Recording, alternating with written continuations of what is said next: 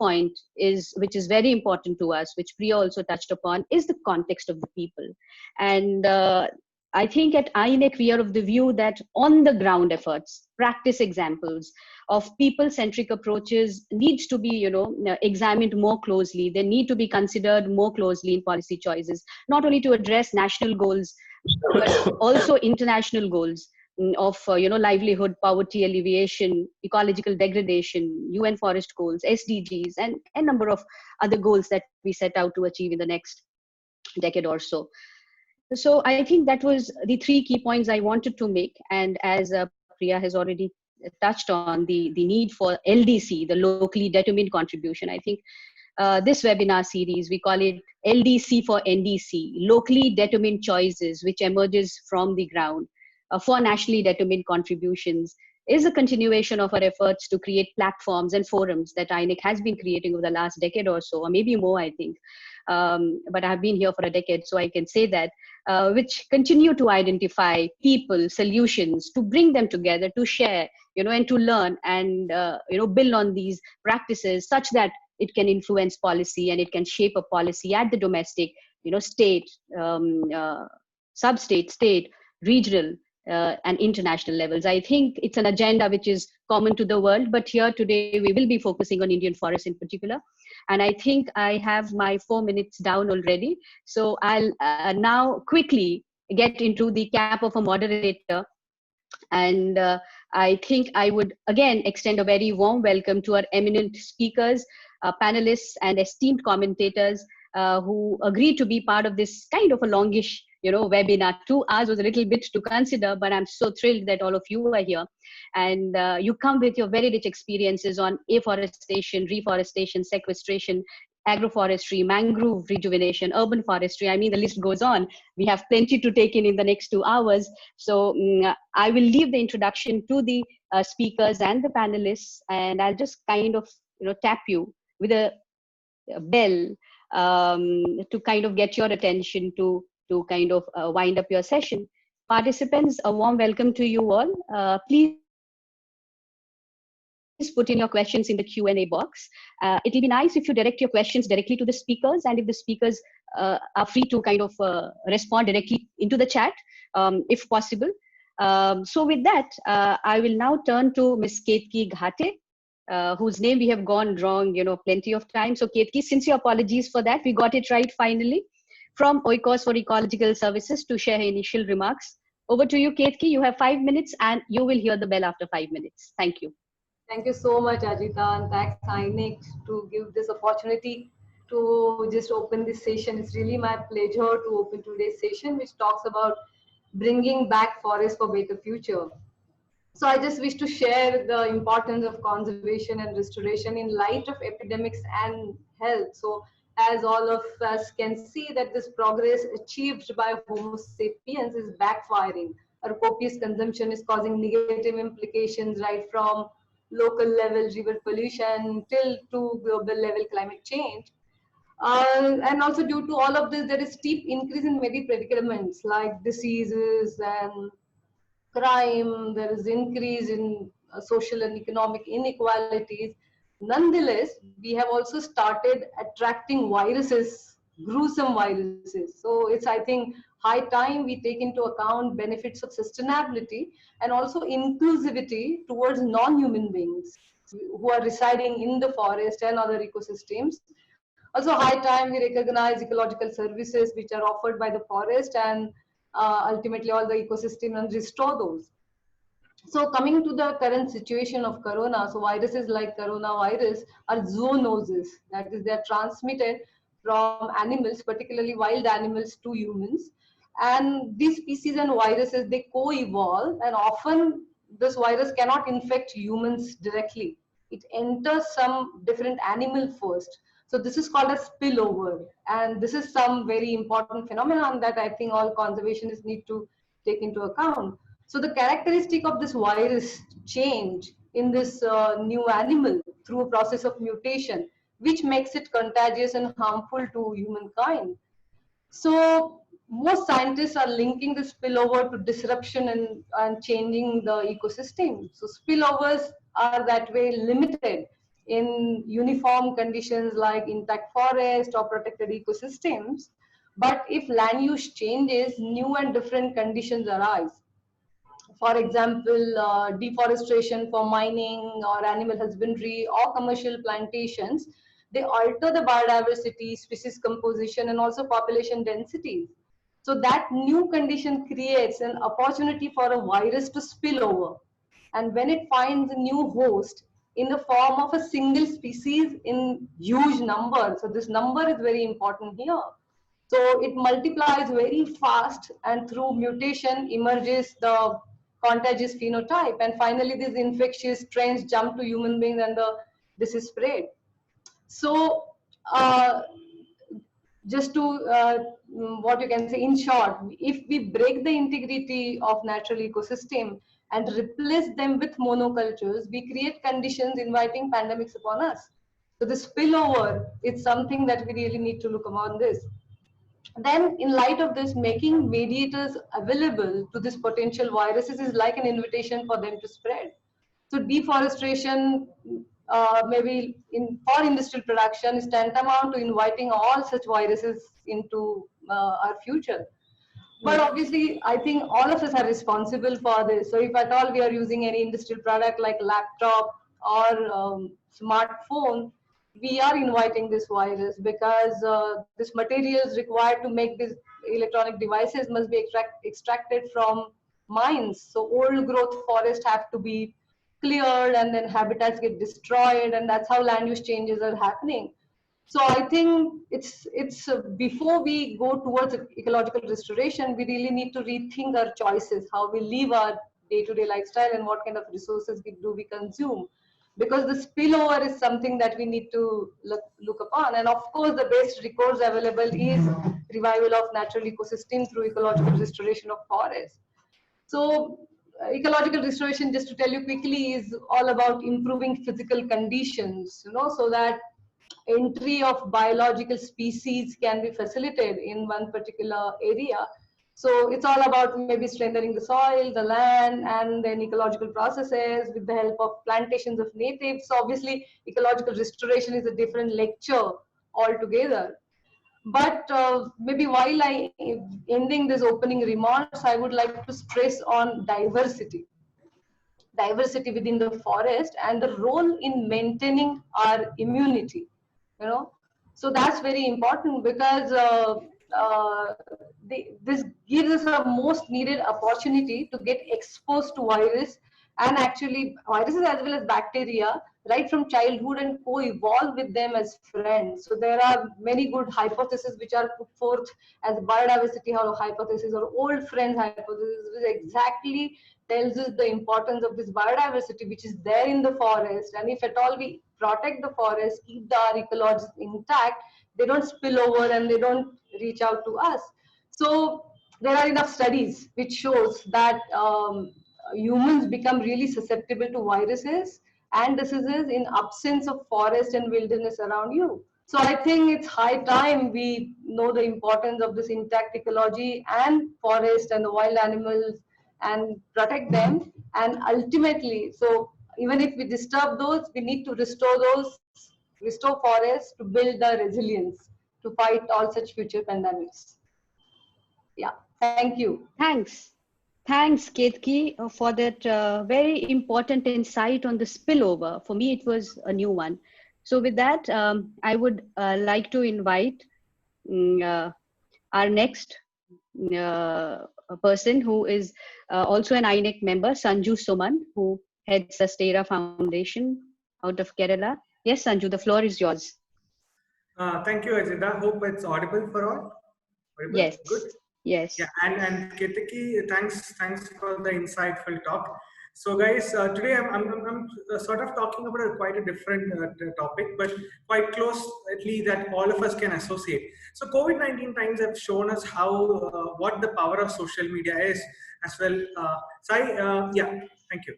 So COVID-19 time has shown us what the power of social media is. In fact, all of us are either using some sort of online platform or emails and Instagram and Facebook and even this session would be now live streaming on YouTube or Facebook. So this is one way that we have learned how, even without traveling much and even without costing a lot of emissions if you travel, or even without meeting people in person, we can still do such sessions, host seminars, and we can still influence a lot of people. Now, the primary topic I'll be taking is the role of social media in communicating climate change. So I would like to start with my story. So starting this June 5th, I got married. I got wedded with my partner Sonu, and this whole function of the wedding was very simple, low carbon, low emission. But I tried and made sure to maximum, publicize it among my own friend circle to show what are the problems of a normal wedding, which emits between 40 tons to 60 tons of carbon dioxide. Apart from that, I was able to, we both were able to convince almost 450 friends of ours to plant the sapling on our wedding. Apart from that, inspired by a lot of people, especially Dr. Miyawaki and Mr. M.R. Hari here, we had planted a mini Miyawaki forest. All of this that happened on June 5th, and there was quite a lot of discussion on this, and a lot of people asked doubts. That small event, even if it was a wedding, that small event was able to create a lot of awareness, or at least a thought among a lot of other people. So, apart from that, now EIA 2020, one of the most inspiring things that we could all achieve is the fact that we were able to say, for those who believe that the EIA, the new notification was not, well built enough, a lot of us were able to campaign, send emails, and the only reason was that of social media, the power of social media. There was, I just did an analysis of how many hashtags were there or based on EIA, and that was around 12 million in just less than 10 days. That's quite a lot. And the only reason, even when media didn't take up the case of EIA, social media, Instagram and Facebook were flooding with hashtags and videos, and youngsters coming up and talking for their future. Lot of awareness was being able to create. Just a simple a guy called Arjun, who has around 4 million followers in Kerala, he came up with a different video on EIA, and that itself almost 2.5 million people watched, and that actually was able to boost the number of emails that reach MOEFCC. So the power of social media is unlimited in terms of dealing with climate crisis and even convincing or influencing people to change. Even though social media has its own good things, it also has some negative effects. For example, the Amazon forest fires, one of the main reason for Amazon forest fire, I would say, is also social media. The current president, Mr. Bolsonaro, was able to, and his supporters were spending almost $3 million on just convincing people that he is a good leader with fake images and messages, and through social media with targeted messaging, and because of which he got selected, and the forest fires in Amazon almost tripled in less than 2 years' time. So there is, of course, there is also a negative effect of social media that we should understand. While there is a negative effect, one of the main problems that is there is that a lot of us working in the area of climate change or environment or research uses less of social media to communicate. Apart from the emails and articles and the newsletters, we rarely take our phone camera and talk about the work that we do, or the importance of the work that we do, even to our peers or family members. So there are both positives and negative sides to social media. Now, and yet another inspiring thing is that of the Fridays for Future campaign by Greta Thunberg. It's a very notable campaign because just in, okay, can you take it to the next page, Sai? The presentation? I'm not able to scroll. Myron, would you run down the presentation? Oh, Myron? Yeah, it's Myron. Yeah. Yeah, could you take it to the next page? It's on the next page. 1 second. All right, somehow I'm not able to see. Anyways, the Fridays of Future campaign and Greta Thunberg itself was able to increase the engagement in terms of social media and awareness among school students and students by almost 30%. Could you go to the next page? The third.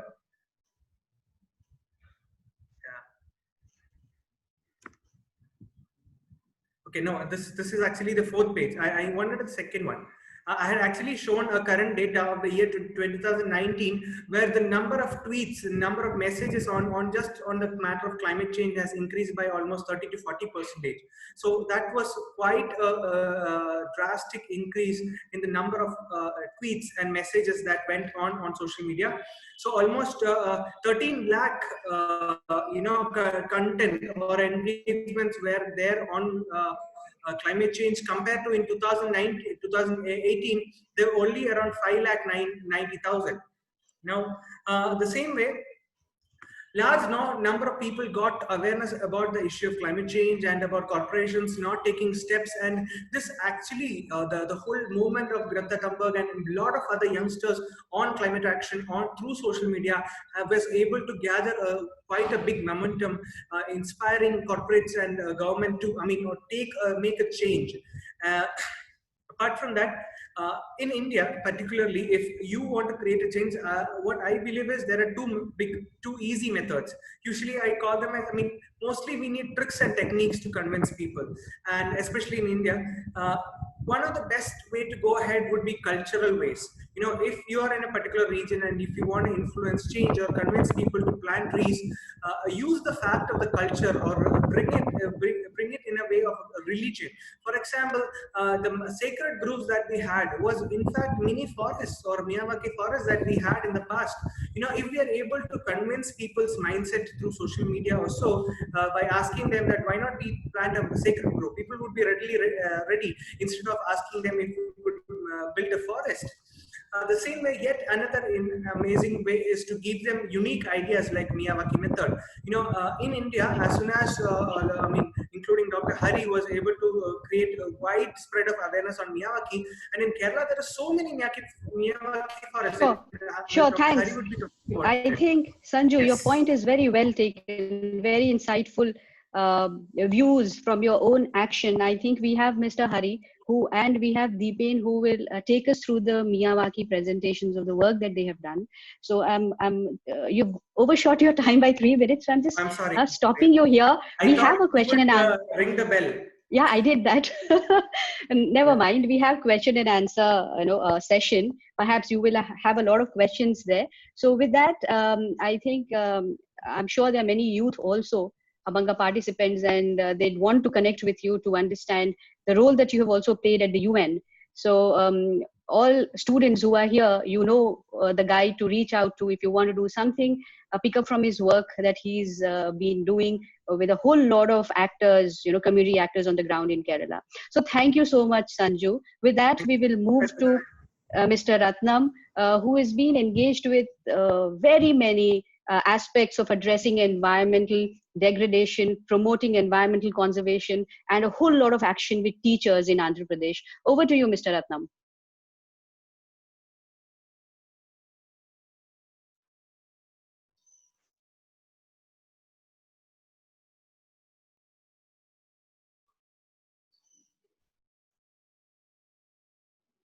Ratnam.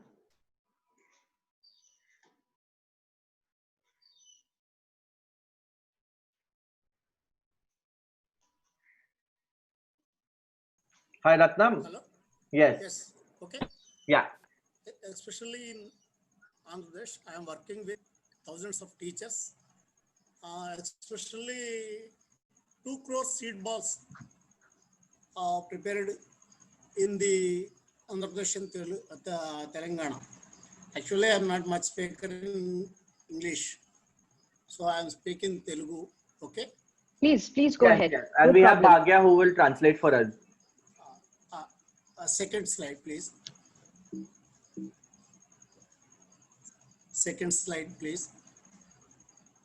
Actually, climate change మీద చాలా వరకు ప్రజలకు అర్థమవుతుంది. Dodo పక్షుల మనం అంతరించిపోకూడదు. ప్రకృతి అందించే సేవలు అందరికీ మనం తెలియజేయాలి అనే ఆలోచనతో మేమైతే క్యాంపెయిన్ చేస్తున్నాము. ఎస్పెషల్లీ ఈరోజు పరిస్థితి అనేది అర్థం చేసుకునేలా చేయడానికి చాలా కాలం నుంచి చేస్తున్నాము. అయితే విశాఖ మహానగరంలో జీవీఎంసీ ద్వారా ఒక మీవాకి ఫారెస్ట్ స్టార్ట్ చేయడం జరిగింది. అట్లాగే ఇక్కడ 1500 మిల్వాకీ ఫారెస్ట్స్ స్టార్ట్ చేయడానికి greater Visakha municipal corporation is agree and announced that issue. అంతేకాక మేము ఫెర్మాకల్చర్ డెవలప్ చేస్తున్న ఒక ఆంధ్ర ప్రాజెక్ట్కి చాలామంది స్టూడెంట్స్ని తీసుకుని వెళ్ళి ఆ ఫెర్మాకల్చర్ చూపించడం జరుగుతుంది. చాలామంది ఈ ఫెర్మాకల్చర్ని డెవలప్ చేయడానికి ప్లాన్ చేస్తున్నారు. ఎస్పెషల్లీ ఈ కోవిడ్ ప్రభావం మీదతో మేమైతే ఏం చేసామంటే ప్రధానంగా విశాఖ మహానగరానికి కొంచెం 50 కిలోమీటర్స్ డిస్టెన్స్లో ఒక ప్రకృతి ఆధారిత వ్యవసాయం చేయడానికి ఒక క్షేత్రానికి వచ్చి స్టార్ట్ చేయడం జరిగింది.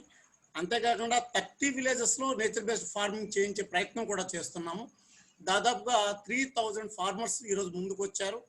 అయితే ఈరోజు ఏదైతే మనము నేచర్ని ప్రొటెక్ట్ చేయాలనుకుంటున్నామో, ఫారెస్ట్ని ప్రొటెక్ట్ చేయాలనుకుంటున్నామో, దీని విషయంలో నెక్స్ట్ స్లైడ్ ప్లీజ్. చిల్డ్రన్ని ఇన్వాల్వ్ చేయడం అన్నది చాలా పెద్ద ఎత్తున చేయాలని ఒక ప్రయత్నం మేము చేస్తూ ఉన్నాము. Next slide please.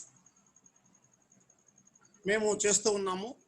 ఇందులో భాగంగా దాదాపుగా 61 టైప్స్ ఆఫ్ మెథడ్స్ మేము యూజ్ చేస్తున్నాం. 61లో ప్రతిదీ కూడా అడవి ఫారెస్ట్ డెవలప్ చేయడము, అంతేకాకుండా మన మెడిసినల్ ప్లాంట్స్ గ్రో చేయటము, తర్వాత ప్రతి విద్యార్థి మనసులో తాము బతకాలంటే నేచర్ ఉండాలి, నేచర్తో పాటు బయోడైవర్సిటీని ప్రొటెక్ట్ చేసుకోవాలి, ఇవన్నీ ఉండకపోతే మనం అంతరిస్తాము అనే ఆలోచనతో వాళ్ళు డెవలప్ చేసేందుకు గాను మన ప్రయత్నాలు మనం చేస్తూ వస్తున్నాము.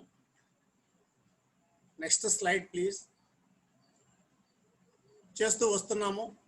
అయితే నెక్స్ట్ మనము చేస్తున్న ఈ ఏదైతే ప్రకృతి అందిస్తున్న సేవలు ఉన్నాయో దానివల్ల మనం ఏ విధంగా జీవిస్తున్నామో అన్నది చెప్పడమే కాకుండా సముద్రాల్లో వస్తున్న నిర్జీవ ప్రాంతాలు 50 నుంచి 80% ఆక్సిజన్ ఇచ్చే సముద్రాల్లో నిర్జీవ ప్రాంతాలు రాకుండా అక్కడ ఉన్న ఏదైతే ప్లాంట్స్ ఉన్నాయో వాటిలన్నింటినీ కాపాడటం అనేది చేయటం. భూమి ఏర్పడిన తర్వాత 100 ఏళ్లలో జరిగిన మొత్తం చర్చ మీద మనం కూడా ఆలోచన చేయాలనే ఆలోచన మేము చేస్తున్నాం. నెక్స్ట్ స్లైడ్ చేస్తూ వస్తున్నాము.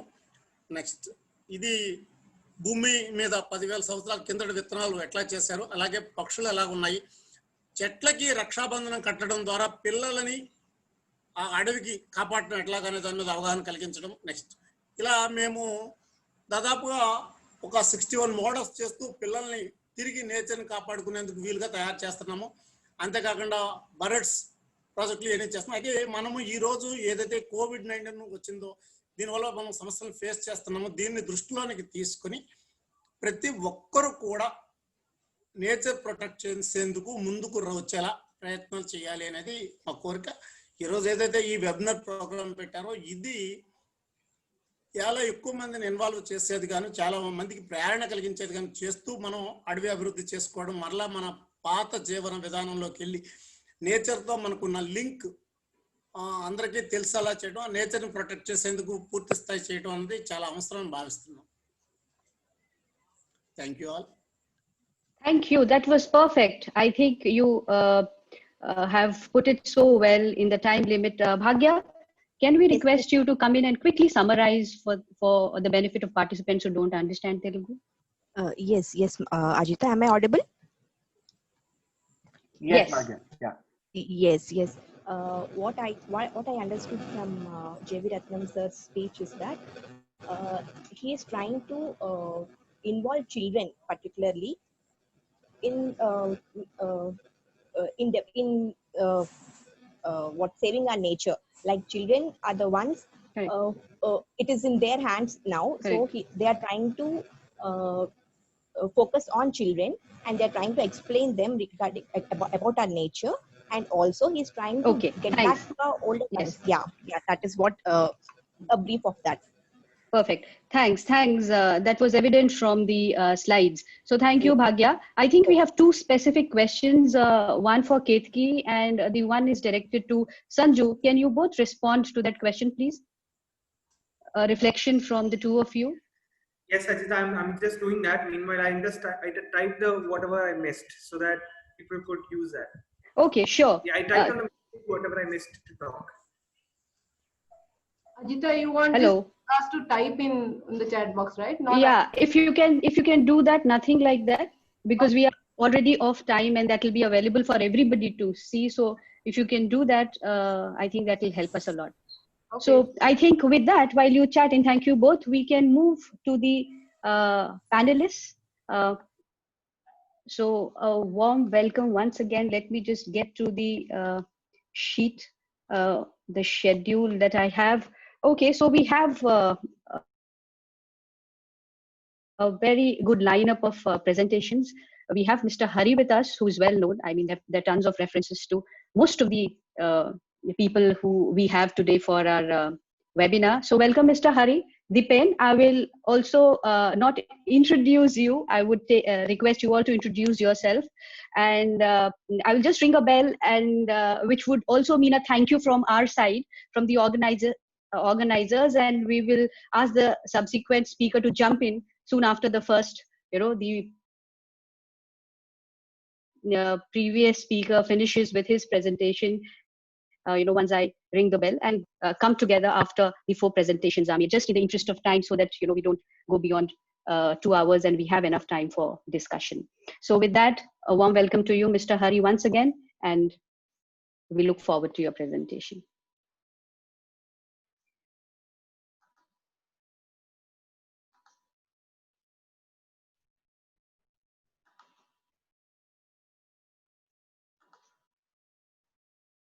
Hello.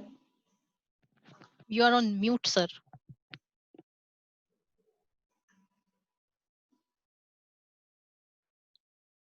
Myron, can you unmute him? Myron, can you Yes, unmute him?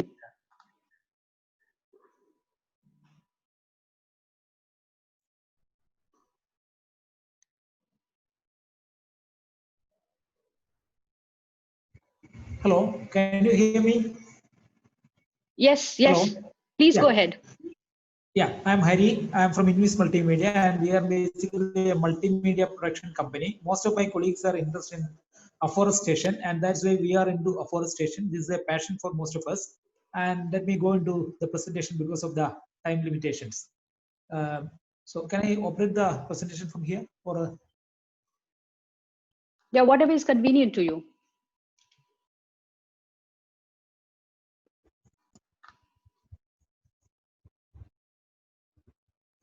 You can go ahead, sir. okay, I cannot see the presentation right now. Sorry.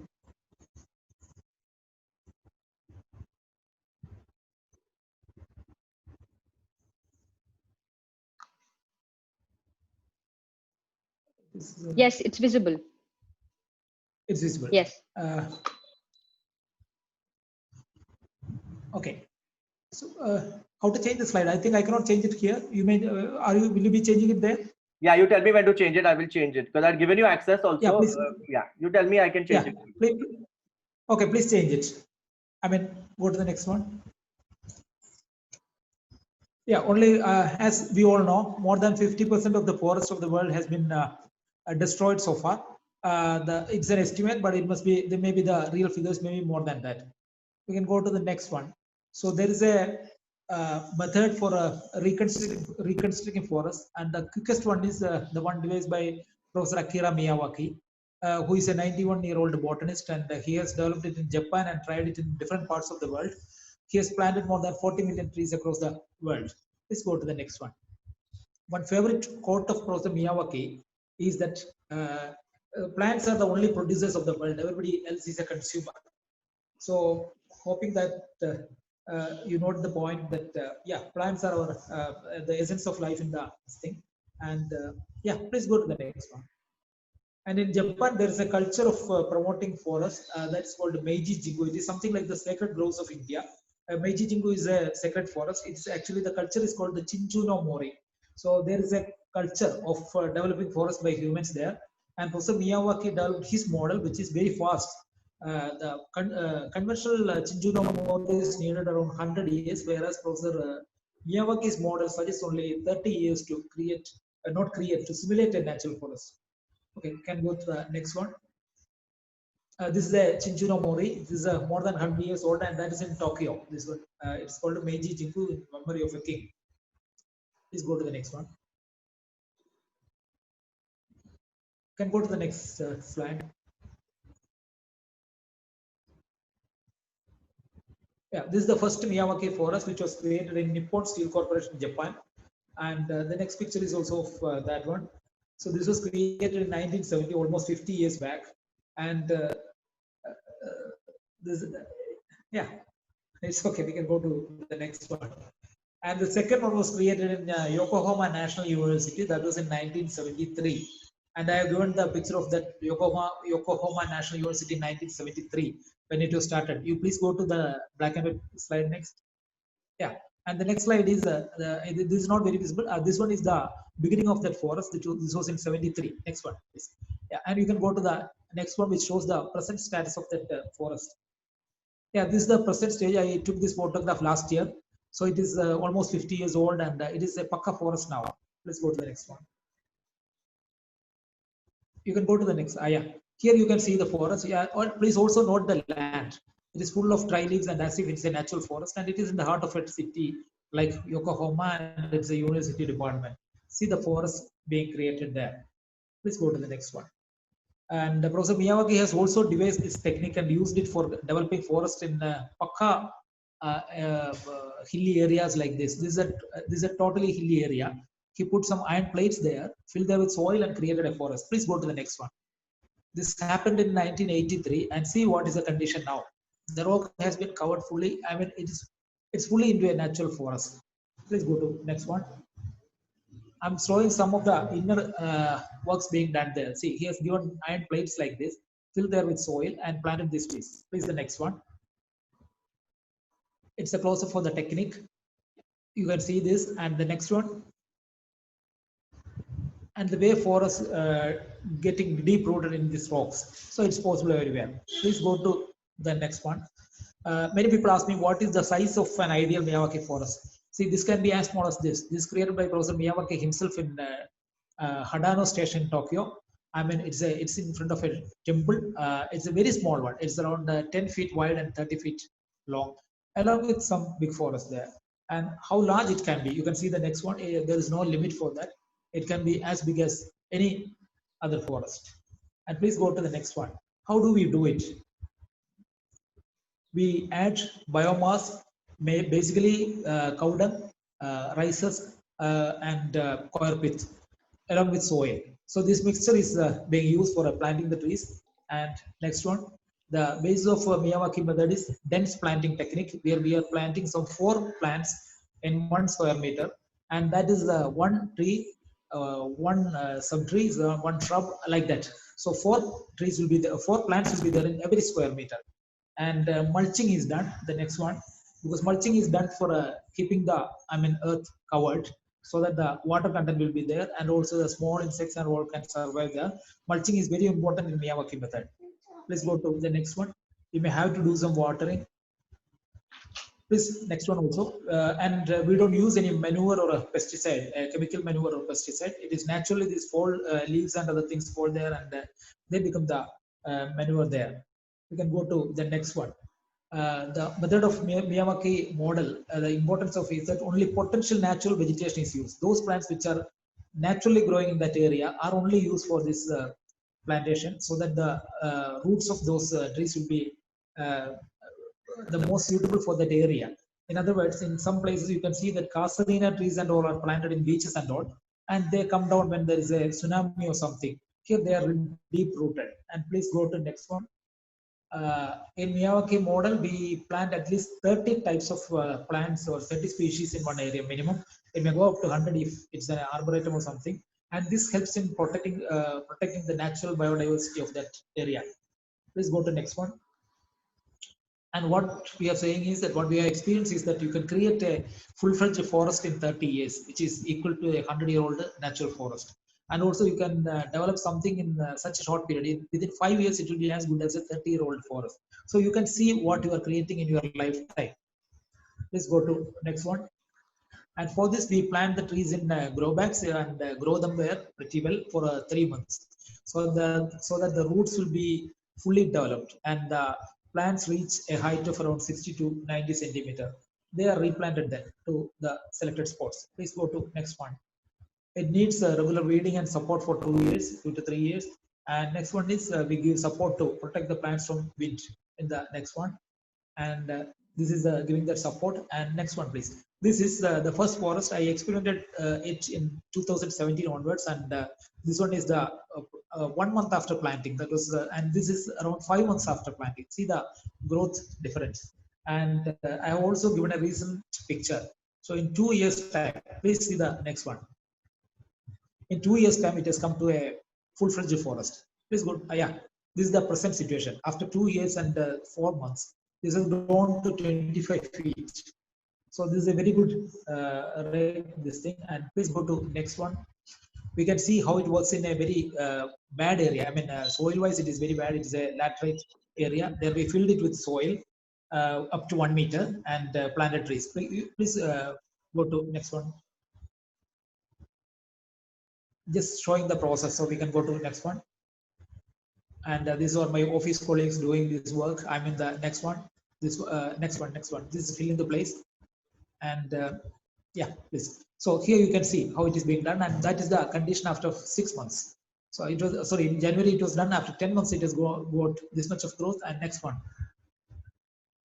This is the next is the growth in almost 1 year and 3 months. This growth, it's a Pakka forest within 15 months.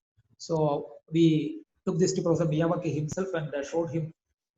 See, you can also see an interesting factor. Some olds and other things have started coming to this place. Next one. In 1.5 years, it's a rare city old that reached the place. And next one, please.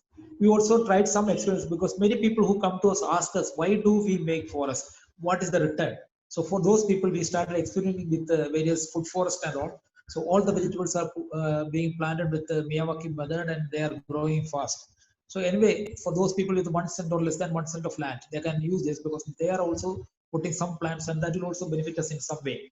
And the next one is a flowering plant. Instead of wasting money on large scale on this lawns and all, we can put the flowering plants together. You can see the next slide. So we put around 100 flowering plants together, and at least 40 plants will be giving flowers every day. So this is a new method. So the maintenance cost is very little. You have to plant them and grow, allow them to grow. Please see the next 2 slides. We can see the number of flowers coming in this garden. I just took a sample from there. Please go to next 2 slides. Yeah. So these are the ones. And the next thing is, automatically there comes a biodiversity protection. I mean, butterfly garden and insects and all. So this comes naturally. These are the insects we covered. We collected around 48 insects from this place within 6 months. So normally they come to this place, and the forest, actually it's as Professor Miyawaki pointed out, we don't have to use any pesticide. There is a predator and prey relationship, and they will control themselves. Please go to next. So we went to Professor Miyawaki and showed our practice here, and got his approval for the technique that we have been using. And he was also, he's in a wheelchair, and still he works hard. And he sent 2 of his colleagues to us. Please see the next one. And they came to Kerala and saw the work that we have been doing in Kerala. And they got convinced that the methodology is very much suitable for Kerala. The next one, please. And so far we have created around 40 forests, 20 forests. I think the time is over. 10 minutes. Thank you, Mr. Hari, and thanks for understanding. It's extremely important work that you're up to, and we have the other speaker who is also going to talk on a similar experience, but from another location. So welcome, Dipen. Please go ahead.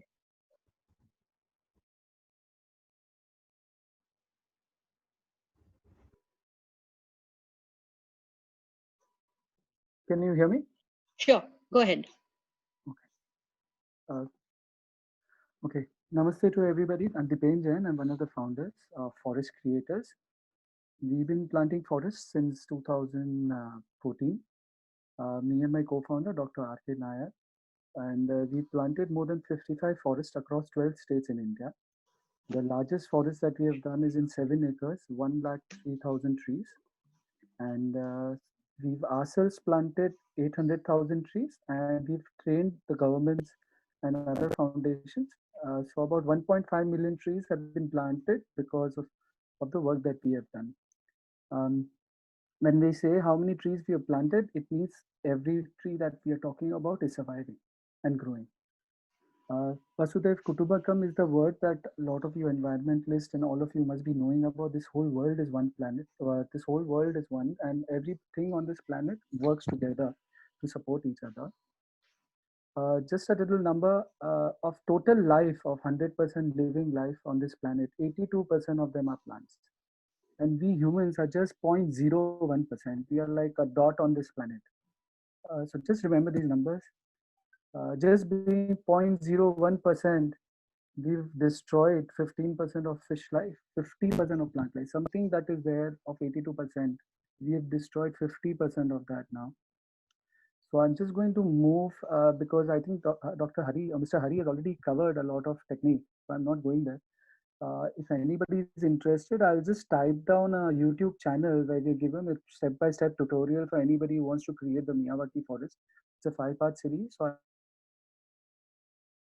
all these below statements are true. In a country like India, which highly tropical, forests are very important as means of rain, as means of safeguarding the water, agriculture being so high, soil erosion.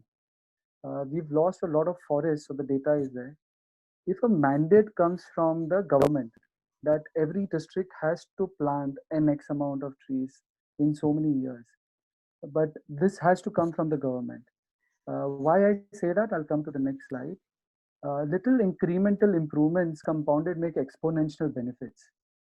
I'm just going to finish my statement and then move on. Going forward, creating Miyawaki forests can't be looked at in isolation, but it can be just looked at a small significant way of mitigating the effects in that local area where you're planting the Miyawaki forest. Another thing that we need to keep in mind is all trees are living. We all know that. But when we plant a tree, we plant it in isolation and we don't consider it as living. You need to make sure that every tree that you plant needs the basic love, care, and security as any child would. And every tree that you plant must survive. Every tree. So this is our experience with stakeholders. We try to think that the glass is half full rather than half empty. So we've been blessed that we work with the government. So we work with the Chhattisgarh Raigad district collector. On 7-acre plot, we planted 1,03,000 trees. Now it's called Mahatma Gandhi Oxygen Garden. The results Mr. Hari has already shown, but I'll run it in the end. Before the end of 2020, in Mumbai, MCGM, along with the MCGM, will be planting more than 500,000 trees across the western and eastern Mumbai. So the MCGM has already taken this initiative of planting forests within the gardens available in the Mumbai city. If any builder who has created a colony, he needs an occupation certificate. He needs to plant 50% of his garden area as a Miyawaki forest. Now that's a rule that the PMC has given out.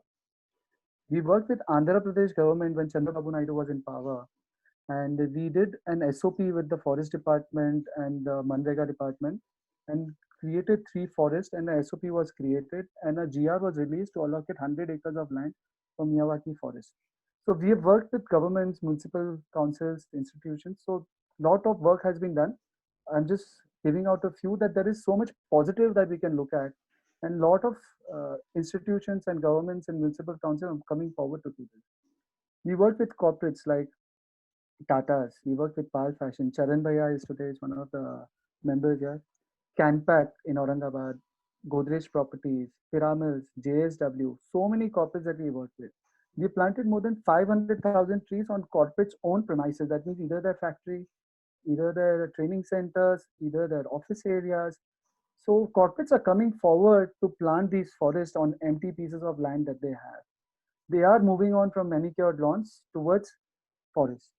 So many builders are taking in these projects as creating a forest as a design element, which can give a better quality of life for residents. So this is coming by the corporates. We worked with so many NGOs. We worked with Rotary India, so we planted almost 50,000 trees working with Rotary India. We've trained other NGOs who planted more than 400,000 trees. They're based out of Gujarat. We partnered with more than 6 other NGOs who planted 100,000 trees in the next 6 months. So we have trained them. But the biggest impact that we are creating now is we're working with RSS. They have an environment impact wing, and where we created the world's first step-by-step Miyawaki forest tutorials And we are giving training to almost 100,000 Karyakartas across India, where we have the vision of planting 100 crore trees in the next 10 years.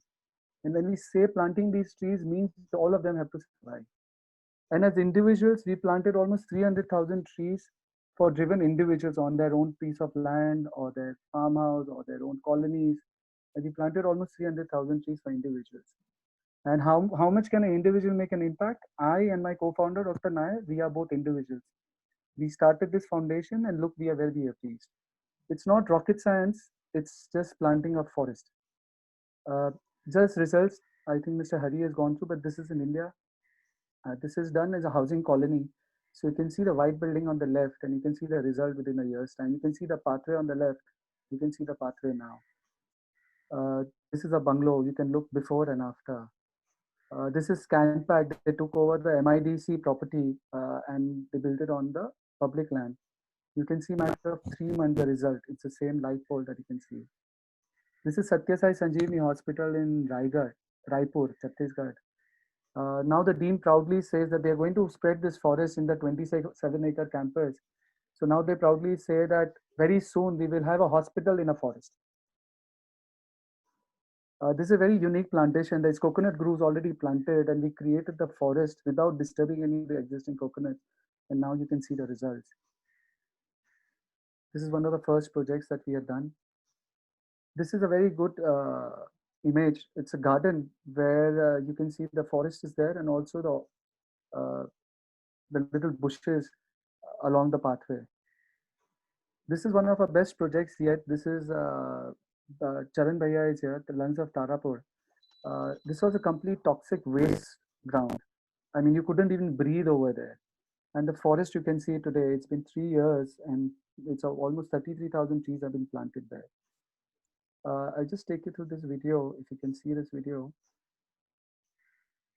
On the left and on the right. Left is 25th Jan and on the right is 25th February. The same person taking care. This is the forest of Chhattisgarh, 7 acres, just 1.5 years.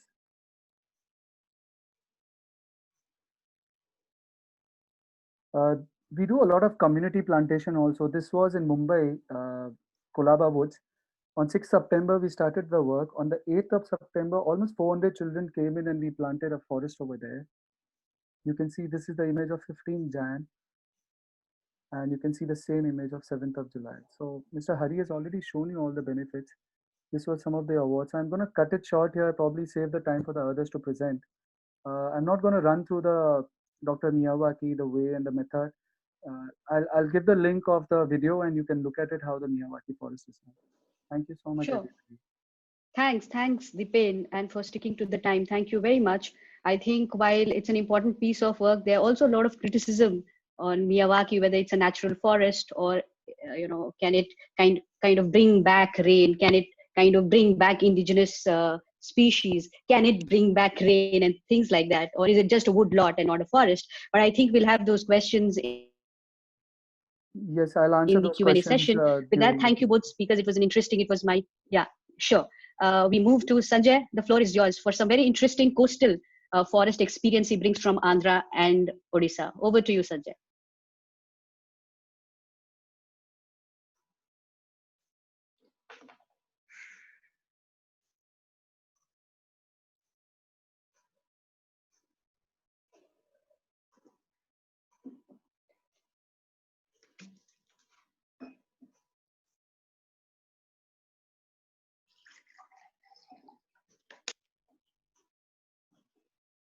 Sanjay, can you hear us?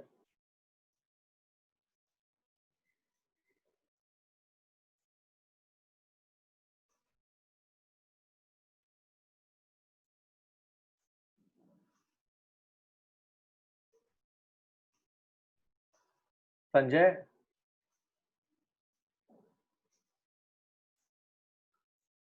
Sorry. Yeah, I repeat 1 minute again. Okay, I am Sanjay. I am based in Bhubaneswar. I am a freelancer and at the same time I am honorary director of Dhara, which is a social organization. It primarily practices and initiatives, and experiment with community how to integrate them to sustainable livelihood and resilience building. My previous speakers shared very interesting cases that I think happened due to thinking out of box. Why I say? Because the three cases I'm going to share is outcome of thinking out of the box. And they relate to India's Bay of Bengal coast.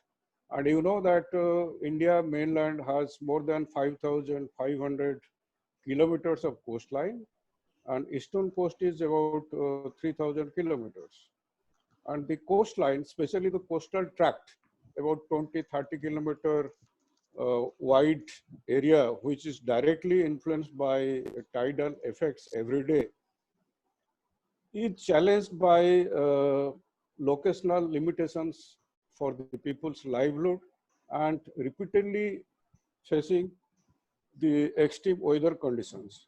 So the three cases, which is at the very micro level, that a kind of showcase what the community can do, how they can find solution to their existential problems without taking any external help. So I jump few slides.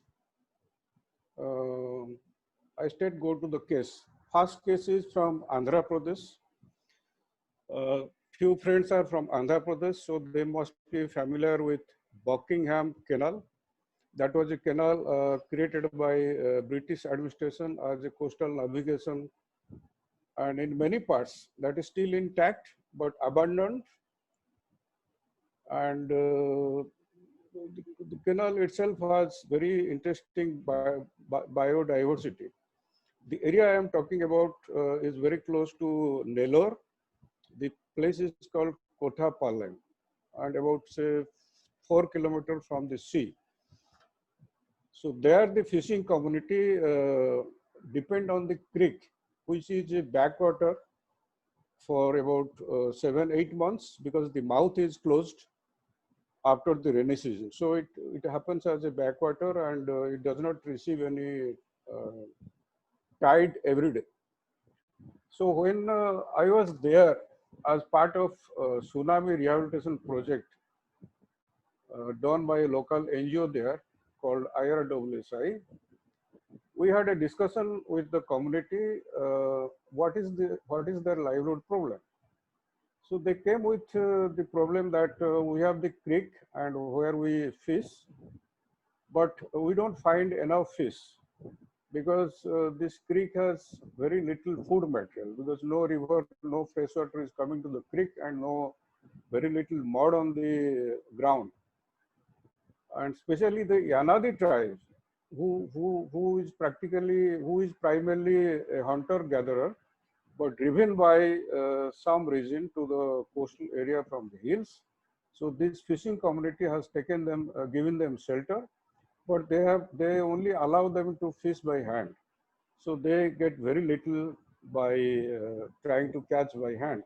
So some of them who had idea from mangrove forest, from Korangi and from Krishnapattinam, they said that if we can generate mangrove forest here in our creek, then that will help fish to come to the creek. Then we tried to find out how it is possible, because they had the mangrove forest 100 years back.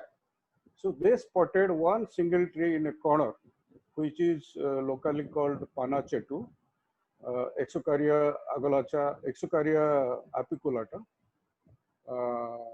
Rhizophora apiculata, and that tree was growing nicely with all the branches and almost 15 feet tall. So we decided to work around that tree, and we collected seeds from nearby mangrove forest and planted about 10,000 propagules. Propagules are the seed material which grows like drumsticks, and it is photosynthetically active. So once planted in the mud, it roots quickly and establishes. And you see the result in the next slide. It was planted around 2007 June, July. And out of curiosity, I visited in 2013, and you see the entire area is full of mangrove forest. And you can see inside the rhizophora trees, which has grown about 12 feet by that time. And you see the root system, typical root system of the mangroves. So the outcome is the fishing community was so happy. They showed us the fish diversity, including crabs. And they claimed that because of the increase in the food material, because you know mangrove forest, they continuously keep on shedding leaves, which adds to the food material of the creek. I go to the next case. The next case is from an open coast. Open coast means only a small patch having screw pine or pandanus plants, and the rest of the area was open. So open coast is a dangerous thing in a cyclone prone area. But unfortunately, most of the coastal tract is without trees, despite of all the cyclones and all the tsunamis and storms getting affected, and this plantation and afforestation being talked after each extreme event. So there, the local people have nurtured screw pine or pandanus on the sand dune, and behind the sand dune, there is a protected area because of the thick screw pine plants. So they protect the area behind from the sand casting, from saline water, and work as a windbreaker. Because you know when the south wind blows, they carry a lot of saline vapor and creates havoc with the standing crops behind. And at the same time, that area, they harvest the flower of the screw pine, which is used as a raw material for making scents. And the aerial roots are also sold because the fiber is very good for making different kind of handicrafts and rope making. Leaf also processed, and you make they make very durable fancy materials as well as utility materials from the leaves. And it does not require any care, any irrigation or anything. You just plant it and forget it. And for flowering, harvesting the flowers and things, you have to prune it once in a year, then that's it. Nothing else you have to do. Next slide, you can see the difference. You see how thick this screw pine forest is, and you see how close is the sea, and how protected is the next photograph is just behind this front photograph. And there you can see all the trees has been pruned and used for harvesting flower and harvesting roots. The third case is from a estuarine region, deltaic region, crisscrossed with number of rivers and rivulets. There, one Dalit community, their main source of livelihood is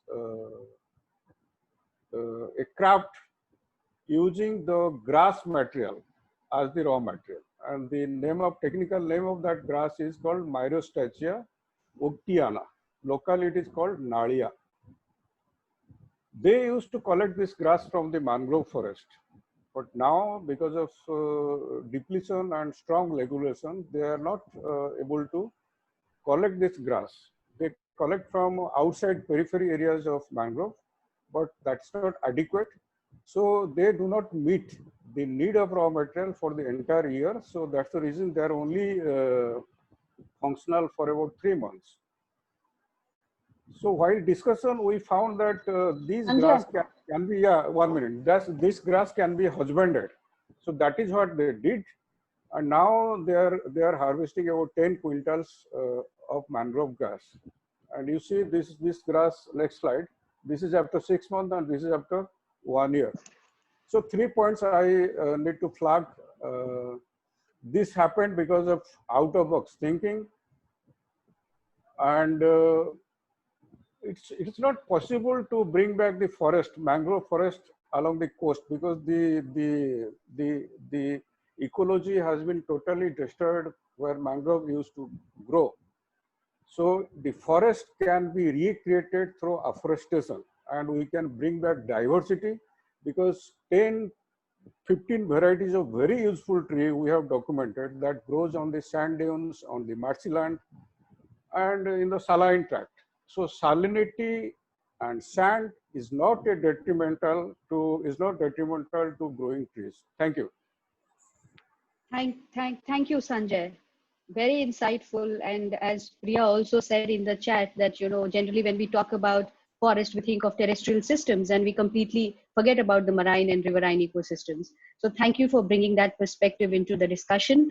We now move on to Sai, who will be presenting a very unique initiative taken at Laya with the private lands in the Adivasi community of Andhra Pradesh. Over to you, Sai.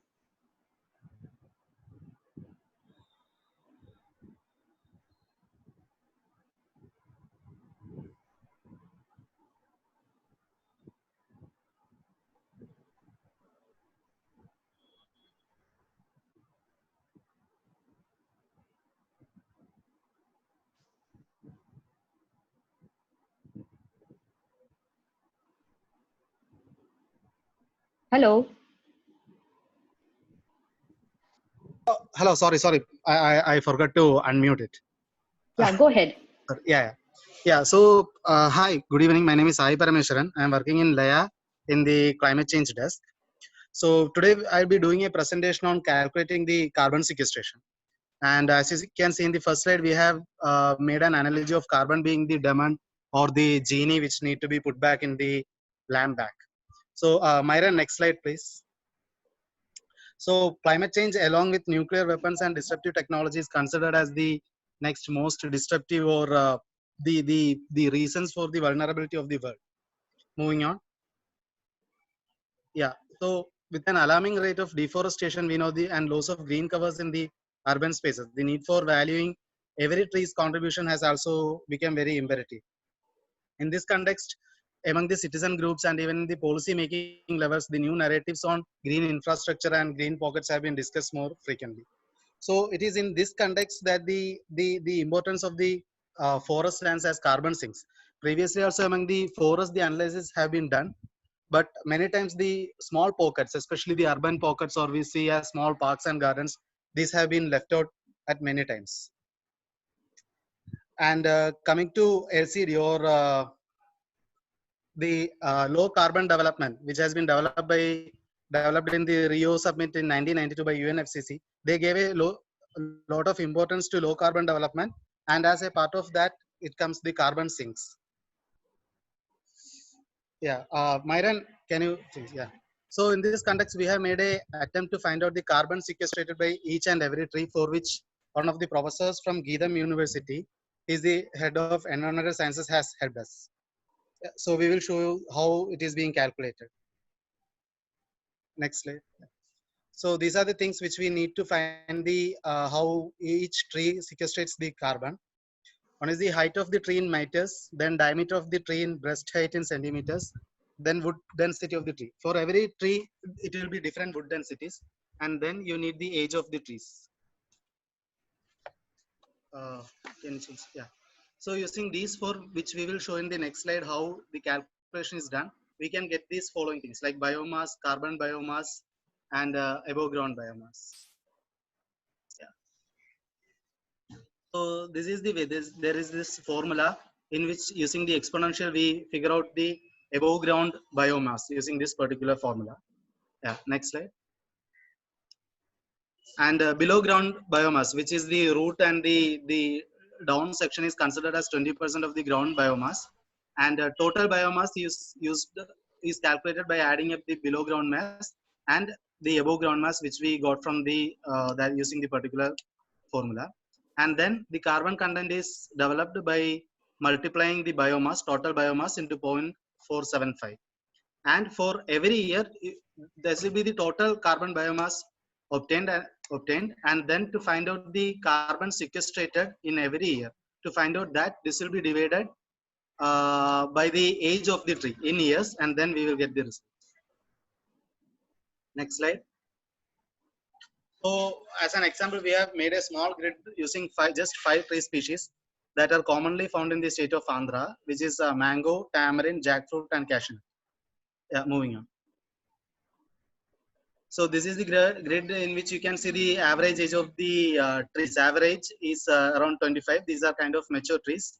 And in the last column, it is given how much carbon is sequestrated every year. It is given in kgs. And you can see with just 5 trees in 1 year, 1,112 kgs of carbon is sequestrated. Next slide, man. So based on this table, as I said, it is, or when we round it, it is 1.11 tons with just 5 trees. And now if we look at India's per person carbon emission is 1.8 ton. And when it comes to USA, it is around 19.8 tons, and another leading one is China with 4.6 tons. So we know with if just 5 trees can do this thing, and if we extrapolate it, we know the next what it comes. Next slide. So in this, our organization Laya, we just like to share in the last 6 months, we have planted around 72,000 non-timber forest produce plants in the degraded lands of tribal areas in Andhra Pradesh. The intention was to revival of around 160 acres of lost lands or ruined lands in Andhra Pradesh. Yeah. Next slide. Yeah. So these are some of the observations when we found the data from it. So like two methods for afforestation was used, for revival was used. One was planting the NTFPs and seed dibbling. The survival rate for the seed dibbling was a little low, around 30%. The planting method, it was around 67%. Even though through replanting and following up closely, we got up the survival rates and the percentage of it.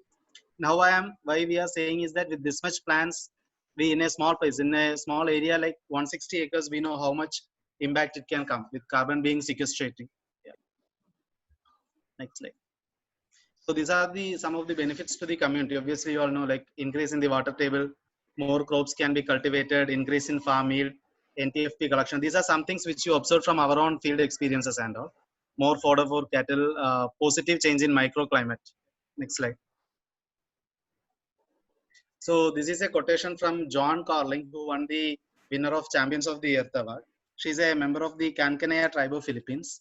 So this was her statement about the importance of the local community or the tribal community in the protection. Like we have served as guardians of these lands for generations. Yeah, moving on. So the plan ahead is like we are planning to bring a mobile application that will enable the public to calculate the carbon sequestration of any tree. So now this will be a highly simplified form in which any person can look at any random tree. He just have to know the name, the common name of the tree, and then the height and girth of the tree, and then it will give the requisite results. Similarly, a website which we are developing so that the public can also evaluate, understand, and acknowledge the carbon sequestration by the tree. Also for the big forest, also using grid method, select patches can be selected, like randomly selected, and using this we can find the total carbon being sequestrated. Next slide.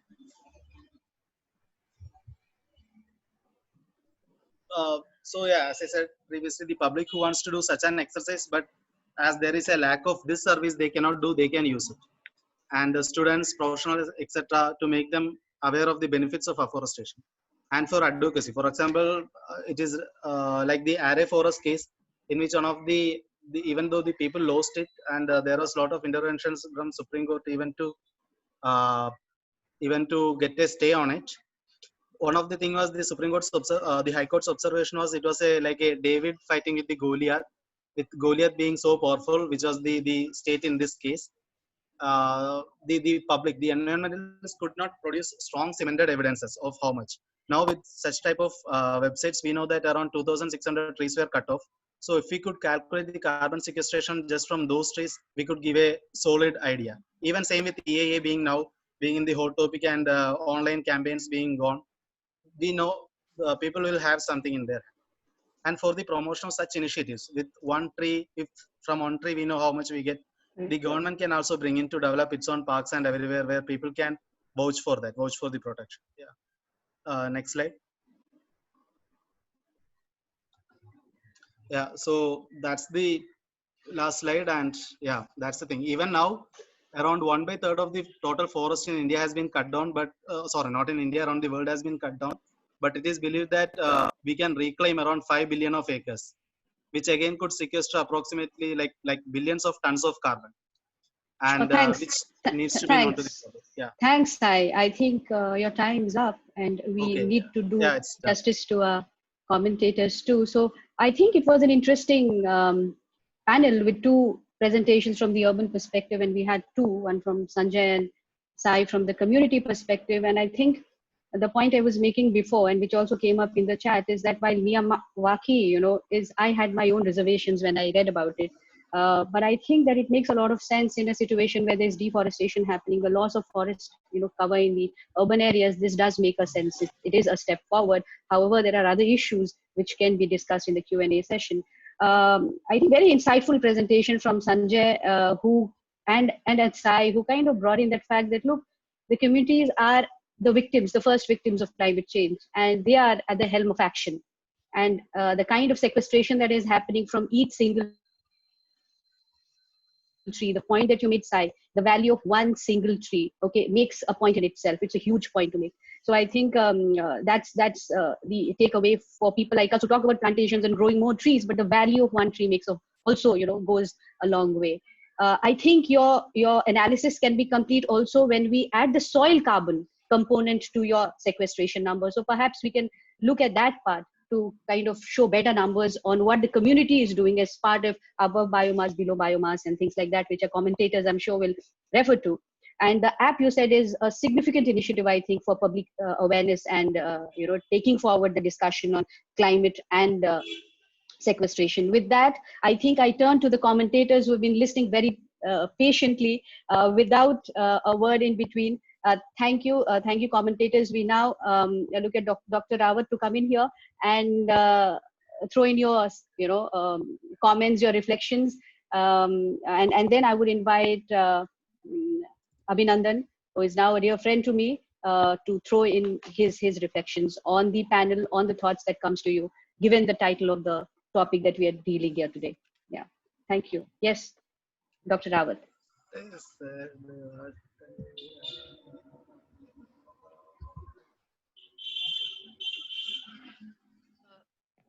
You are on mute, sir.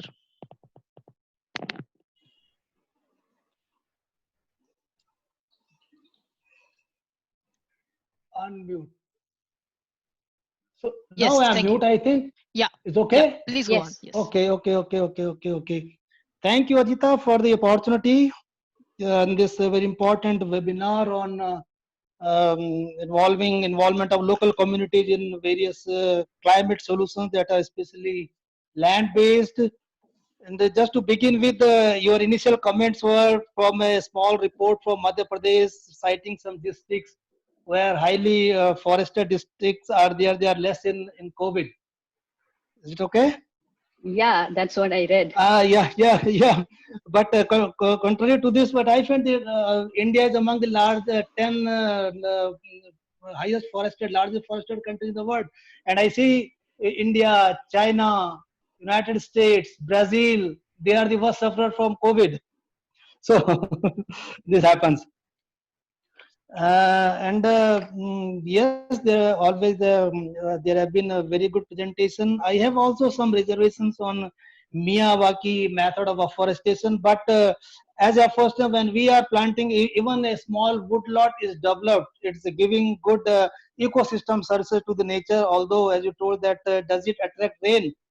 Even if it doesn't attract rain, but whatever rain is there, it is this small woodlot is in position to capture that rain. The runoff is reduced and the erosion is reduced. So it's always a win-win situation. Even if we are raising a Miyawaki forest, and in Uttarakhand Forest Department is also trying to adopt this Miyawaki and assisted natural regeneration of kind of things for restoration of forest. But it's always good if we plant a tall trees, a tall sapling is planted, mortality rate is very, very low, and there are much more chances for success of plantations.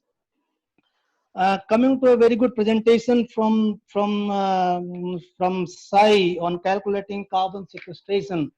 It's a very good approach, although we have various methodologies for estimating carbon from forested ecosystems, but calculating carbon from individual tree like a mango, tamarind, or homestead, this always become difficult and a problem for developing some allometric equations for these kind of things. And what I'll suggest that is a good work Sai has done, but the carbon which we have measured is in terms of carbon. So if you multiply this carbon value of a tree by 44 by 12 or 3.66, you'll get in terms of carbon dioxide equivalent. And that is the value that is referred always, carbon dioxide equivalent. Similarly, that as you told that India's carbon per capita carbon emission 1.8, it is 1.8 CO2. It is 1.8 tons of carbon dioxide. So if you compare it with the carbon dioxide captured by per tree, you will be more favorable situation. And very nicely pointed out by Ajita that soil carbon is a big buffer, and almost in ecosystem it's 50, 60, 70% of carbon dioxide is stored in the soil, carbon stored in soil. So whatever carbon we have measured in trees is almost less than 50%. Even at national level, we see around 60% carbon is in soil and around 40-45% is vegetation. At global level, it's around 75% carbon is stored in soil and around 20-30% is vegetation. So soil is a very important aspect. Soil is a big buffer of carbon, and this is the area that in Indian forest mostly they are lacking in this forest soil carbon is very low. And if you regenerate a forest, a dense forest is there, good ground vegetation is there, it's all then good turnover is there, and soil is always rich in carbon content. So this is about my initial comments on few presentations which I could understand. And now coming to topic of NDC. So we all know about Paris Agreement, that we agreed, all the global leaders agreed to bring global temperature well below 2 degrees Celsius, and with an attempt to make it 1.5. And to achieve that Paris Agreement, all countries submitted their, around 187 countries submitted their intended nationally determined contribution, INDCs. And once they signed Paris Agreement, they ratified Paris Agreement, their intended nationally determined contribution became NDC. So whatever NDC the globally those countries have submitted, even that the experts analysis is that this NDC is not in position to contain global temperature by 2 degrees Celsius, 1.5 or 2 degrees Celsius. If all NDCs are implemented, by the end of the century, global temperature will be around 3 degrees Celsius. So these NDCs are not sufficient. And there is the provision in Paris Agreement that there will be a global stock take, and every 5 years these NDCs will be revised. So coming on the importance of land for climate change mitigation adaptation programs in 2018, subsequent to Paris Agreement, two very important special reports came from IPCC. One was impact of 1.5 degrees Celsius on above pre-industrial level, and another was a climate change report, a special report on climate change and land. Both reports gave a very strong message, very important message on importance of land restoration for climate change mitigation. Whatever actions we are doing, it's very difficult to achieve climate change mitigation without investment on land. So land is a very important aspect, and many countries they are doing a lot of investment on land-based aspects for climate change mitigation. As you see, already told that in your introductory remarks, that India in its nationally determined contribution, we have committed to capture 2.5 to 3 billion tons of carbon dioxide equivalent through additional afforestation, through additional forest. It is not business. It is not a business as usual scenario. It has to be additional. So in terms of quantity, if you see we have a lot of NDC commitments, but there are 3 quantitative commitments from Government of India in their NDC. The first commitment is to reduce intensity of GHG by 30 to 35% emission intensity reduction per unit of GDP by 2030. And another quantitative goal is that we'll have 40% of non-fossil fuel-based electricity. So I think Government of India we are in the right path to achieve these two commitments on intensity emission reduction and non-fossil fuel-based electricity. But the third quantitative target, which was forestry-based, 2.5 to 3 billion tons of additional carbon dioxide, it's very difficult to attain, as if we have to put some very innovative programs. And here comes the involvement of local communities for developing carbon sink in the land-based programs. Although Government of India says that they will achieve it through fully implementation of Green India Mission. Green India Mission is to expire by 2020, and even we could not achieve our Green India Mission targets. Green India Mission targets were to achieve 10 million hectares of afforestation, 5 million hectares within the forest, 5 million hectares outside forest.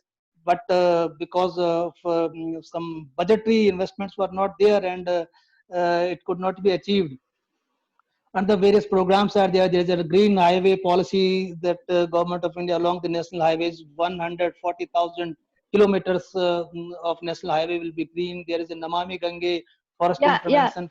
Yes, Dr. Rawat. I think you will get all those questions in the Q&A session. Let us hold that for now. Yeah, you will have time to respond to these questions, and your point on the government programs is well taken, because you have been part of the government for the longest time. You have been attending, the COPs, and that is where we met you. And you have, and there is the question that why is it that we are here today? And why is it that, we are talking about why we're having this webinar in the first place? So I think those are the fundamental questions we need to. So they are my initial comments, and we can shift to next commentator and rest for question answer session. Sure. Okay. Thank you very much for that, Dr. Rawat. Yes. Now, Dr. Abhinandan, can we now turn to you and you have the floor. Is it audible? Yes, very clear. Yeah.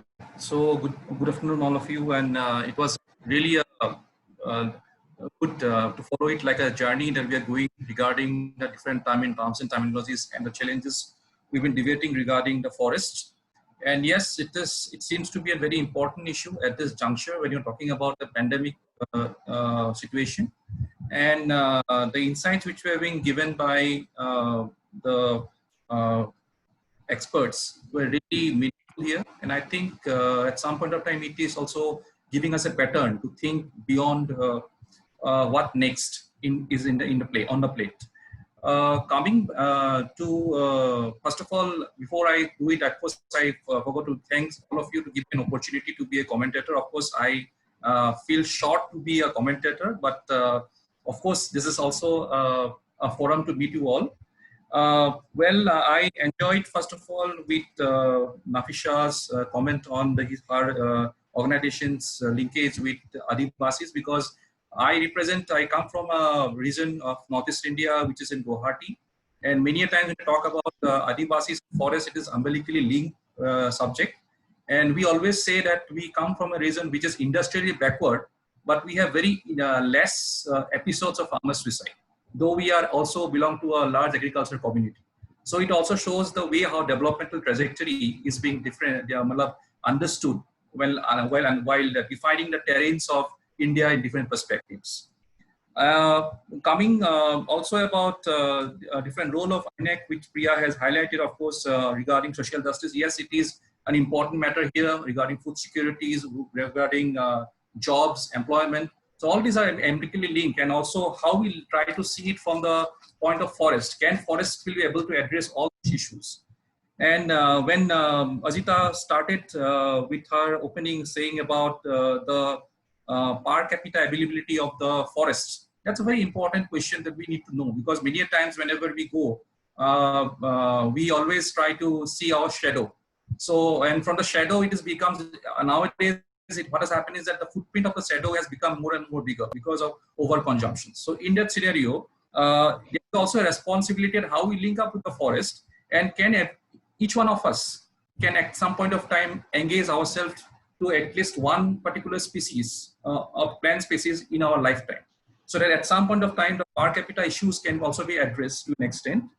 And of course, regarding Ketki's comment, that was very interesting, that how she has tried to link up the land use change with the behavior of the virus, with the actually talking about the spillover effect over large areas. Yes, it is also an important issue because I generally, when I teach my students regarding biodiversity, the main question generally we ask is why biodiversity is rich in tropics. And one of the main issue is that in tropics, basically you have a lot of species, and when you have a lot of species, you do not have dominant species. So it's like you have an interdependency, you have more of food chain predator relationships and all, and ultimately what has happened, all the diseases, the more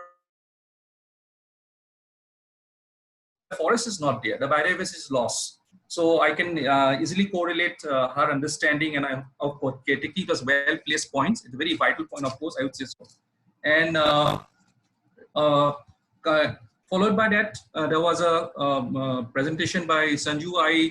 Sanju, first of all, congratulations for your marriage.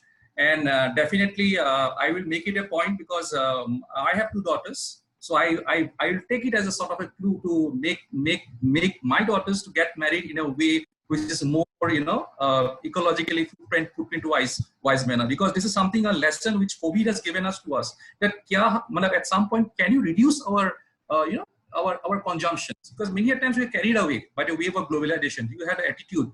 And, Indian middle class, many a times what happens, even if they do not want to associate with something called, what is called the frugal character, they want to be frugal, but at some point of time, they are actually victimized by the market forces. So I think COVID has given us once again a sort of a window to think once again that where we have actually done some wrong. And this is very interesting on your part and sharing your own practical knowledge into it. And you shared also something on social media and AI that was very interesting.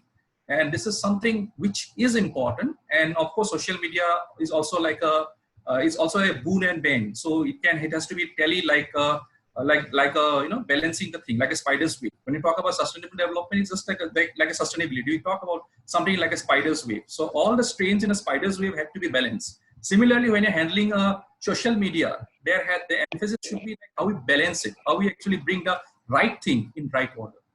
So, and also, finally, we come across Miyawaki method, which was something I was looking forward.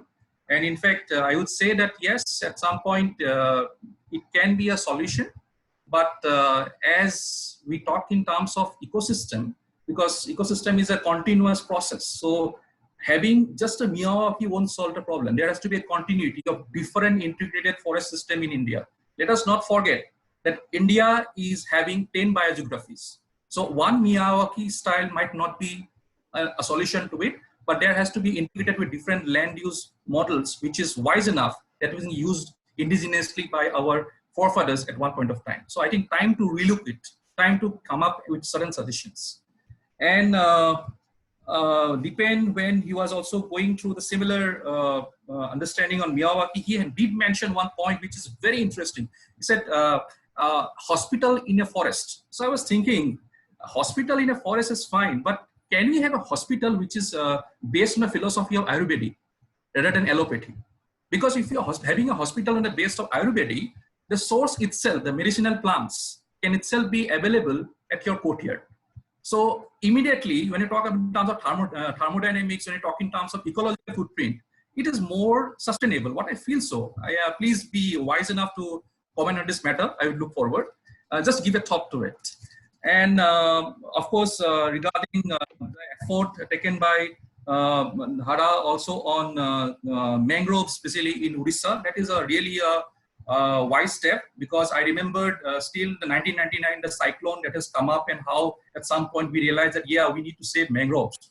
Because in order to get rid of this cyclone and devastating episodes, in order to mitigate it, we need certain sort of options to look after. I think this is a noble effort, and we need to really appreciate it. I think in future we should carry on further. And of course, coming back to also on the issues of carbon footprint, of course, it is once and again very important. But as I could see, because I am also a social scientist on the other way around, so when I see carbon CDM carbon sequestration, I feel sometimes that yes, at some point of time, nature is actually become commoditized, because when you're talking in terms of economics, you are actually trying to make it a marketable commodity. So nature has become a marketable commodity now. Please don't take it otherwise, but this is something also we have to learn with time, because where we have to draw our understanding into this. Now, above all, I would say that there are few observations, which I'll make quick observations. If Ajita allow me, I have 2 minutes, Ajita. Yeah, go ahead. When I was thinking about selection of trees, I was having in the mind that when you are trying to select the trees, one way, of course, we need to give emphasis to the local inventory. I mean, the local available trees. Secondly, the fast growing trees, of course, with the nitrogen fixing bacteria, because that will actually restore the soil in a very fast manner as compared to the other trees. And also we need to avoid some certain trees which actually would be disrupting the water table. No to eucalyptus, of course, we cannot afford to. And also regarding the cost associated with planting of trees. But above all, what I feel is that from my field experience, I've seen that whenever you're going for a tree plantation, and that too with the farming community or with the forest community, many a times there is also an issue of livelihood, issue of food availability. Now, how do you engage a community telling that this tree will be coming after 10 years and give you exact ecosystem service you are now thinking about? How do you engage them? How do you motivate them from the next 10 years? That is something very challenging, because many a times communities are not being taken by this type of challenges. They are actually going by the immediate measures. So one has to think about it. How do you engage them? How do you motivate them? And coming to certain terminologies like ecosystem services, which many of our speakers have been using here, I think that we need to think when you talk about ecosystem services, it is actually a very bigger picture, like giving different services. But immediately thinking about plantation and linking with ecosystem services, is it too ambitious? Is it too ambitious? Because let us admit the fact, coming to one of the presentators' slides, saying that we have 0.001% of human population and we have wiped out 80% of the animals. Now, if we look into it, already we have eliminated many of the flora and fauna. Their ecosystem services are already omitted from this part. Now, in that scenario, when you're talking about ecosystem services, is it the ecosystem services something we are giving more emphasis on it? Or is it just a particular way in which we need to understand ecosystem services? Or do we need a sort of a different terminology for ecosystem services? Last but not the least, these are the 2 points just adding to it, is that the terminologies we are using, like restoration, reclamation, as my understanding goes, because at some point of time I get an opportunity to study some of the restoration techniques at some point. Restoration is something which is related with bringing a particular system to its originality. What was lost, we bring it to originality. And reclamation is something bringing a particular state of 25% of originality which was lost. So many times we say restoration. I feel at some point of time, again, an ambitious project, because it has to understood with the reclamation. My submission is that reclamation is possible in urban areas where you have population pressure, we have a lot of ecological footprint. But when you're talking about restoration, I think at some point of time, it is linked mostly with the communities living near the forests or rural areas where still ecological footprint is less. So that particular definition, it has to have a understanding, a distinction while planning the whole year. Okay. Last on the list, I would say that citizen science is very important to bring in order a particular science-based communication among the particular community. With ending the note that there is a Confucius, the great philosopher, once he said that if you are planting for 1 year, if you are planting for 1 year, if you are planning for 1 year, plant rice, paddy. if you are planning for 10 years, okay, plant trees. But if you're planning for 100 years, educate the masses. I think there's a strong point what Confucius at one point had told about it. And we get to it again. Thank you once again. Thanks. That was a very positive note to end on your role of a commentator, so to speak. There are a few questions in the chat. Purnima, have you filtered them already, or how do you want to go about it? Yeah, there are some questions which are still not answered, Ajita. Yeah, please go ahead. Okay, yeah, so I would just like to talk about those. So, yeah. So starting with this whole discussion on Miyawaki forest and natural forest, I think there was one question by Priyadarshini Karve that like since there is a lot of dense planting in Miyawaki, so in order to have proper growth for the trees, is there any thinning done at a later for the trees? So Mr. Hari, it was for Mr. Hari. Yeah, anybody can answer it. Hari, would you like to take that? Yeah, I can answer that. Yeah. The thing is that the philosophy is that if there are 4 plants in 1 square meter, there will be a shortage of sunlight, and because of that, the trees will grow fast. I think normally in every year in every 5 years also there will be around 5%. Naturally, 5% of the plants will go down. So all the plants will not be there. After 50 years, maybe 40% of the plants originally planted will not be there. They will make room for the business. And I also would like to add one point to Mr. Abhinand Saikia. He suggested that an Ayurveda hospital in Miyawaki Forest. Actually, we are doing that because there are many Ayurvedic plants missing now. So we are trying to create them and take an area and construct an Ayurveda hospital and a herbal forest there. That is going on. Okay, thank you, Mr. Hari. The next question is related to database by Anupam Saraf. So he is basically asking that do we need a team of volunteers, of people who can identify lands which are deforested and create opportunity for afforestation. So in other like some people have answered saying that we do have nationwide databases on land, but then it's not very clear where will we get these databases, or is there any clear link or a platform where anybody can just check about this. So can anybody answer this from the commentators or anyone? One question on the same lines was also for Mr. Rawat, that about the same database, like how is the ministry planning to just a sec, I just that national database, how do we have, where is the national database on land use to show this, and what role ministry is playing to target the NDCs, and are there any government notifications directing the ministries to contribute to our targets? Yes, in terms of forest database, Forest Survey of India regularly bring biennial update on the state of India's forest, and if someone interested, you can buy digital maps of the forest from Forest Survey of India, and you see about 40% of India's forest is open kind of forest. The crop density is around 10 to 40%. Some scrub land is also there, so that gives a big opportunity for enrichment of forest, for enhancing carbon sink. But still, we have to see government policies are not there to open these forests for some private planters and other things.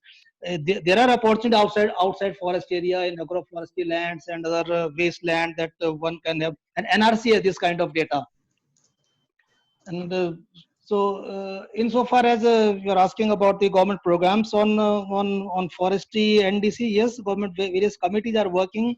Forest Survey of India is working, and we are in the process of revising Green India Mission to bring it to coincide it with our NDCs that we have given to UNFCCC. That because the current term of Forest Survey of India will our Green India Mission will expire by 2022, and now we have to, the committee is already there, and they have asked suggestions from various state forest departments also, that how to, what will the various provisions to be incorporated in the revised Green India mission, that we can achieve the target of 2.5 to 3 billion ton. It's a massive target.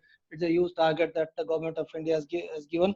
And even this Green India mission is in the process of revision. One, you are free to write to Green India Mission Directorate, or you can write to me also if you have any suggestion for incorporation in Green India Mission for achieving India's NDC.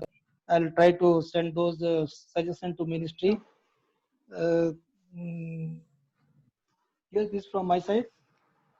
Okay, thank you, sir. We have one question by Shirish Kanetkar saying that how do we leverage this CAMPA, that is Compensatory Afforestation Fund Management and Planning Authority? So because this is one of the strongest tool, how can we use that? I think you can answer that as well. I'm not aware of it, but the CAMPA money has been given to state forest departments, and state forest departments have to leverage the CAMPA money for compensatory afforestation purpose. So you have to contact your local forest department for that purpose. Okay, thank you. Yeah. So another question is for Sai specifically to clarify on the methodology of carbon sequestration. So yeah, like he can just clarify on that. Yeah, hi Parnama. As this is one of the methods used. Actually, there are many methods as pointed out by Dr. Mohammad Shahid. This is one of the methods used. And as Priyadarshini ma'am said, this can be considered as one of the easy method for easily calculating the carbon sequestration. Yeah. Okay. Then one question we have from Aditi saying that any thoughts on status of grasslands and successful case studies in India? So maybe Ketki or anybody else can answer this.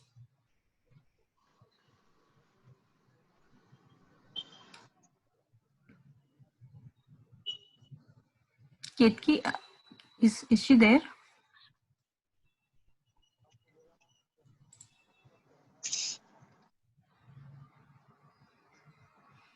No, I think Ketki is left.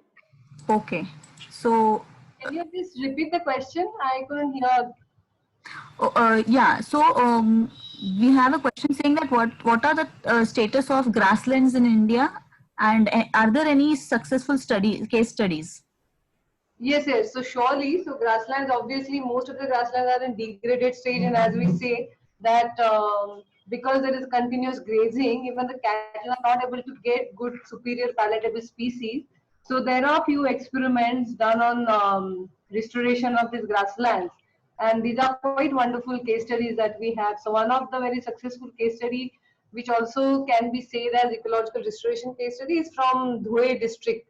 And the name of the village is Lamkani. So wherein the local people have protected 300 hectares of grasslands for past 10 years, and now very well stocked superior grasses are restored over there along with the savanna kind of landscape. And also there are many other side, what you can say, fallouts of this is groundwater is recharged. Then people or the farmers who have started migrating, they've came back to the village, and now this dairy business is increased like anything just with this 300 hectares, because all palatable superior grasses are restored. So yeah, so there are few such kind of case studies which are there in Maharashtra, which definitely shows that if restored properly, you can have perfect habitat for non-human beings, and also it can benefit the local people. Yeah, thank you, Kate. And also, we have this question that it's not very clearly answered, asked by Karve madam, was that there is Miyawaki forest, and also there is something called as we don't do anything to restore an area. We just fence that area and allow nobody to just come there. So will that also help? If you compare with the effort versus effect kind of thing. That's what even we have been doing. So I've also written in the chat box that we prefer to do ecological restoration.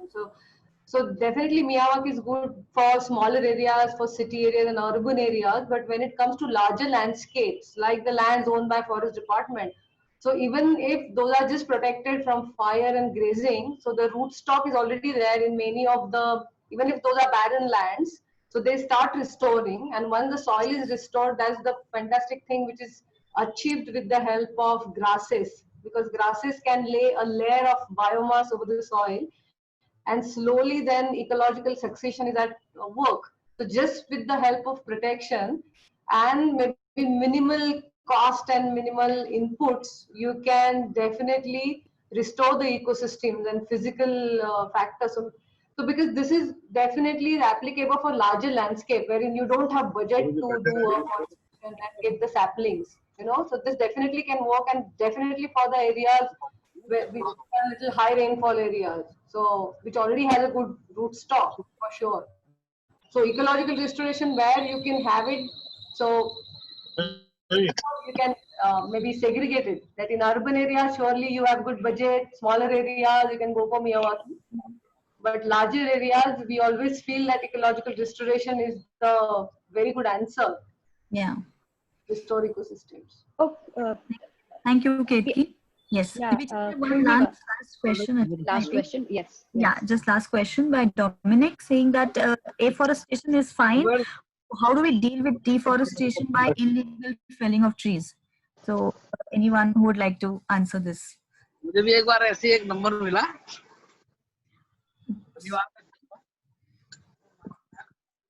Someone answering that? So it's a law and order situation of the state. Yes. Go ahead, Ketki, if you want to say something. Yeah, so in urban areas, there is a law, there is a say Tree Act is there, which is applicable at state level, and every state has Tree Act. So it is mandatory that you take permission for tree felling. And when it comes to rural areas, Forest Department grants permission for few species. Means not all the species you need to take permission.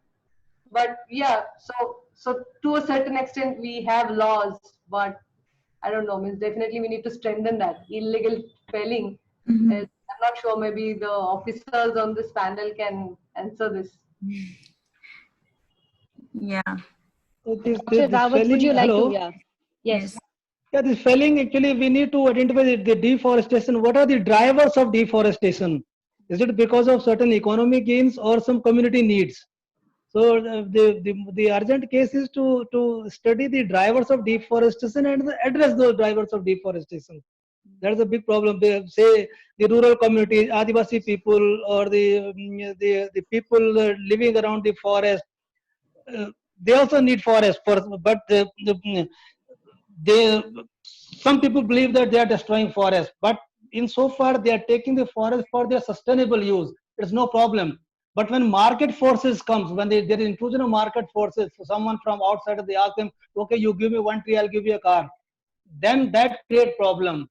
So otherwise, so that's the reason that I call at every particular state, every area, even in Northeast, why deforestation is happening? Wherever deforestation is there, the urgent need is to study the drivers of deforestation and address those specific drivers of deforestation. True. Thank you, Mr. Rawat. Yeah, there's just one more question, I think.